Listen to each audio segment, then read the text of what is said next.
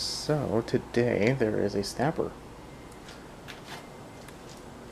SPX has a Briggs & Stratton 7 foot-pound torque engine, 190cc, and it has this weird bail system as well as self-propel. The red handles activate the or takes off the kill and releases the engine brake, as well as when you push forward it's supposed to engage the self-propel. It's a little interesting. That part at least seems like it works fine from what I gathered. It's not a lot of oil in there, but there's oil. The tank is also completely dry, so that's good. At the very least, I mean, I know I'll have to clean the carb on this, don't get me wrong, but at least I don't have to worry about fuel. I don't know if that's normal.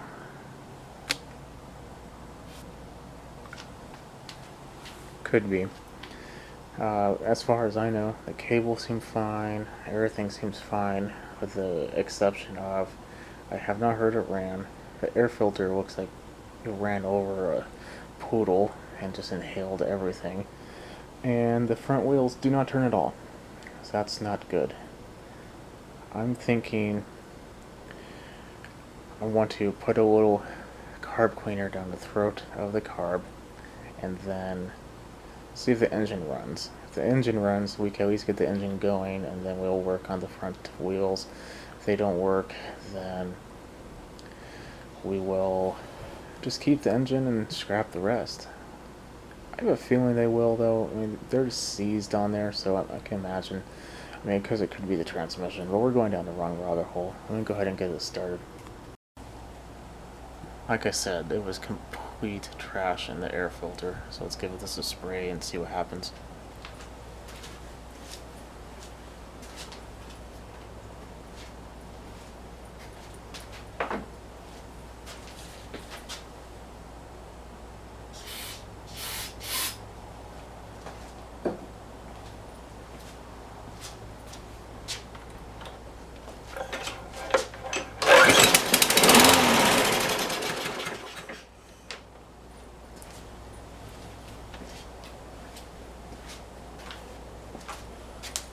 Well, that's good.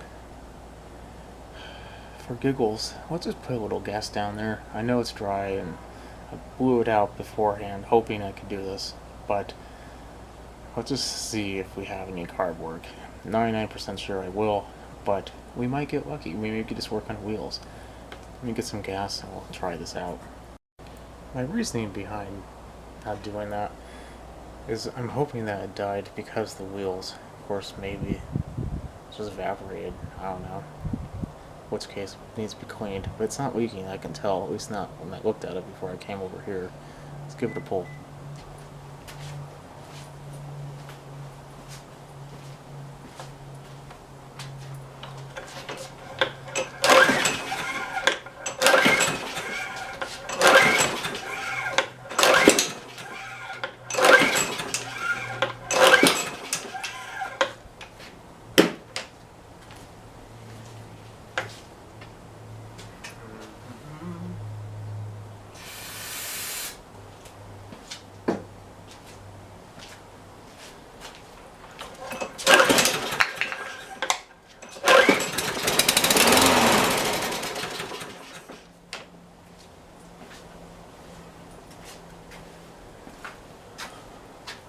There's the answer to that question. I'm usually the person that says never do this, because if you're going to be cleaning a carb, you might as well do it right the first time. But I decided to. Let's just drop the bowl. Wrench is not going to do it. But I also will admit that not every single time has to have... Oh, yeah. Duh. Not every single time has to have a full-on cleaning done. Sometimes just the jet. I know you're all shaky and rackety. You're literally hanging out for dear life at the end of the table. It's the long machine.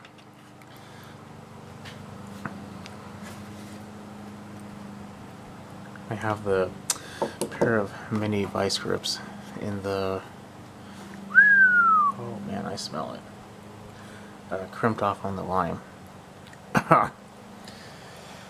Oh wow, I could definitely tell that why that wasn't working. Oh, it's on my hands too. Once it's done leaking nasty, let's do this again.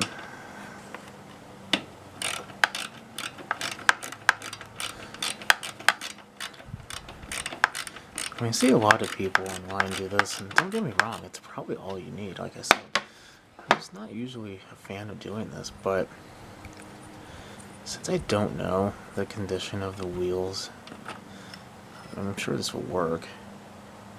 Oh my gosh. Look at that. Okay. I'm gonna clean the bowl and the nut and try to boil off some of that crap, and then I'll put it back on and we'll see if it turns back on. Appear to be leak free. Let's try.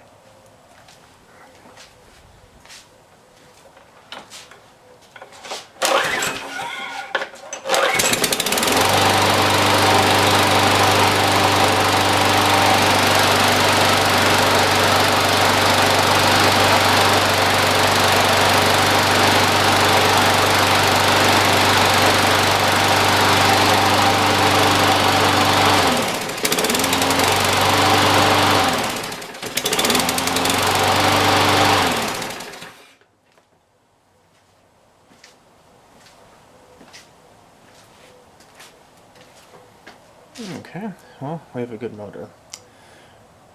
Let's look into the wheels. Now, I'm really hoping the transmission isn't seized. I don't think so. Usually these die because of rust, but just, we don't know until we look. Let's see what we have. Put a block or something, just in case.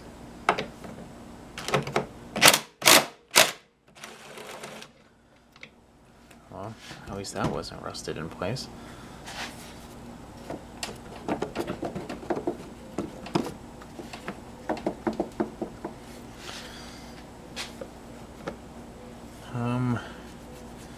Might have found our problem.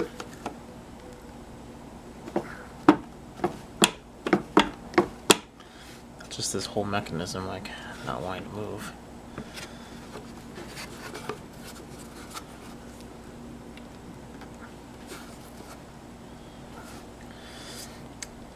I don't want to damage you. I'm going to take like a small hammer, a little pry bar, and a rubber hammer. Just kind of work on this a little bit. I don't know if you can consider this good news. This is the one side we were working on. This is completely rusted in. Well, rusted up. The other side is completely rusted.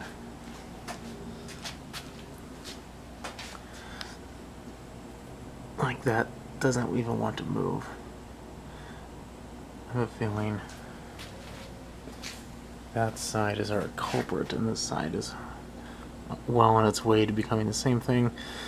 I'm going to take off these clips, try to take out the gears, clean them up, wire wheel them, wire wheel the posts, and bring it back. Turned it upside down. Well, on its back. I'm going to be making a tool for this in the future. I just have it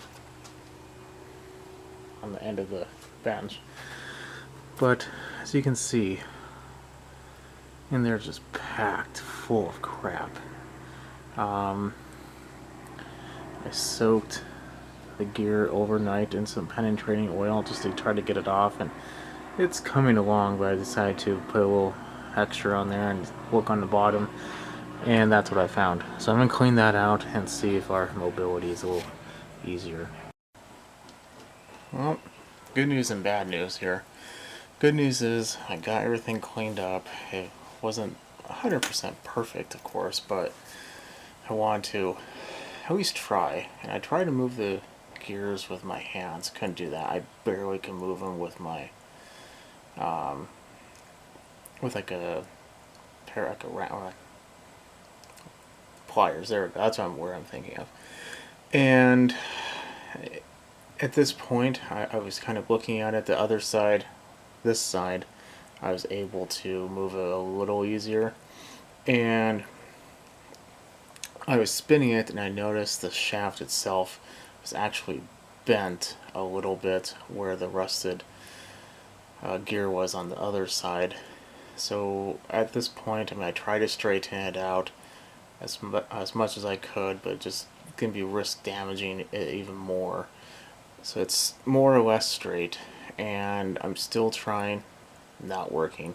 I took the cover off the gearbox and then below because it just had 4 or 5 screws, and it's just pretty tore up in there, so it needs a new transmission. This is my dilemma. I can sell this probably for $100 the way it is. If I take the gears out, push mower, that's it, has big wheels. Just make sure to tell someone that buys it it's not self-propelled. $100, okay. I went on the internet, found the part number, which, if anyone is curious, the part number is 7103311. Y is in yellow, P is in Paul. That's a variable speed front wheel drive transmission made by Briggs & Stratton. They range in prices, but the cheapest one I found was actually on Amazon for $55. Free shipping. Today's Wednesday. It would get here on Friday. That, however, is $55. Okay. I looked at the belt. The belt could be better. It's not horrible. But I also don't know the condition of this cable. This cable could be okay. I would have to take the cover off and look at it, but best case scenario, the only thing I need is a transmission. $55. Okay. Where I live, I could probably sell this for $180. Maybe. Probably around $180. So I would potentially be making an additional $25 if I went through the work of changing it out. But if anything else was bad, it just wouldn't be worth it. The cable alone would eat that profit up immediately from the difference if I just sold it without the gears in there and it's a push mower. $25 is not much at all, and considering it will take me at least an hour to put this in, maybe longer, because everything's super rusted on. Maybe a bolt breaks, and just random things that you don't expect will happen. That's not worth it to me, to be honest. So what I'm gonna do is, I was able to take the gear off the other side. It's clean. I'm gonna do the same thing for this side, clean it up, and I'm just going to sell it as a push mower. $100. The engine's good. I'm going to change the oil, do proper carb cleaning, sharpen the blade, all that stuff. So it should be a normal mower, just without self-propel. And I'll, like I said, explain that to the person that buys it. So, yeah, unfortunately, I couldn't get this one running all the way. The engine runs, but not the transmission. If you have one of these, though, and you want to do it, that's perfect. That's why I gave you the part number. Basically, just take off the wheels. There's a couple clips in there. Take everything off, like the adjusters and everything. Put them in order. That way you remember the order, unless you were going to look up a exploded diagram or something. Then I believe it's 4 or 5 screws that attaches that plate on, and once you have that plate off, the transmission is to slide right out. You then put it back on, put the screws back on, put everything back on. It's kind of hard to put some of the clips on because some of the washers are kind of like a load washer, or they put load on it, so it can be a little cumbersome. But yeah, That's something I just don't want to do. Okay, I'm rambling. Have a good night. Definitely subscribe. And if you have any questions or you think I should buy it, put those comments below. And we'll, I don't know, maybe there's enough I might. I'm not going to sell it immediately because I want to think about a few things. I might have a used transmission because I didn't realize it was a Briggs and Stratton. So I'm going to look at that when I get the mower in, hopefully tomorrow morning. So we might have a follow-up, but if we do, it's going to be a used one. Okay, have a good night. Definitely subscribe. Bye.